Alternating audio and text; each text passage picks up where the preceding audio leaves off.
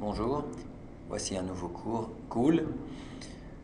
Pour le cours Linux de base, on va essayer de voir quel est l'environnement de travail. On va aujourd'hui travailler avec le gestionnaire de fichiers qui s'appelle Dolphin et que l'on trouve dans le menu Démarrer de KDE. Ici, menu de lancement des applications, nous allons trouver Système Dolphin, gestionnaire de fichiers. Vous pouvez également le chercher dans le dossier de prof qui se trouve, disons qu'il y a un raccourci sur le bureau.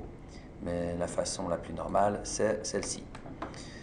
Vous allez donc avoir devant vous une fenêtre relativement simple avec une zone à gauche permettant de visionner tous les disques connectés à votre machine, disque dur, clé USB, disque réseau.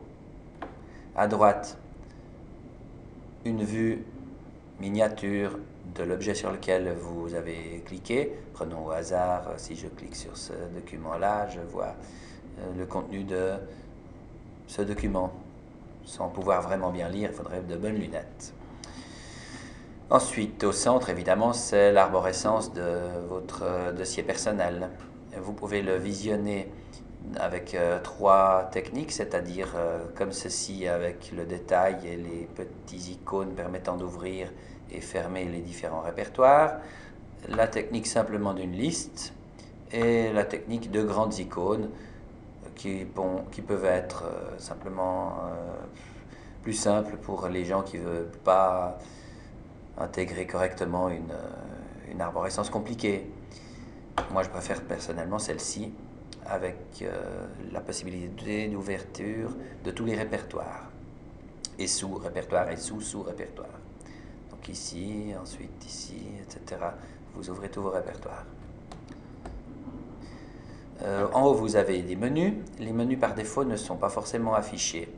Donc, dans Configuration, Afficher, barre des menus, on peut l'enlever ou la remettre. Mais évidemment, pour la remettre, il faut utiliser cet outil qui est là. Afficher la barre des menus. Vous avez ensuite une liste de boutons. On peut configurer tous ces boutons en prenant ici Configurer les boutons, Configurer Dolphin, les raccourcis clavier. Bref, on a beaucoup de choses à pouvoir faire. Ajouter des boutons ici. Ou bien configuration, configurer Dolphin, la façon dont on peut naviguer dans les fichiers et répertoires. Vous avez aussi un bouton recharger qui peut être assez intéressant puisque lorsqu'il s'agit d'un disque réseau, que quelqu'un vient d'ajouter un fichier, vous ne le voyez pas sans avoir cliqué sur le bouton recharger. Vous avez un outil de recherche permettant de rechercher un nom de fichier ou son contenu selon ce que l'on désire, à partir d'ici ou partout, c'est-à-dire toute l'arborescence. Et bien sûr, pour faire des copier-coller, alors vous avez le menu édition, couper, copier et coller, etc. Et puis vous avez la même chose en sélectionnant sur les objets, bouton de droite de la souris, couper, copier, coller, etc. D'accord ? Vous pouvez également ouvrir une application avec, selon votre choix, quelle est l'application qui va ouvrir le fichier sur lequel vous venez de cliquer. Évidemment, c'est un fichier texte. Il nous offre le choix ici de l'ouvrir avec l'éditeur de texte standard, LibreOffice ou bien le bloc-notes de Windows.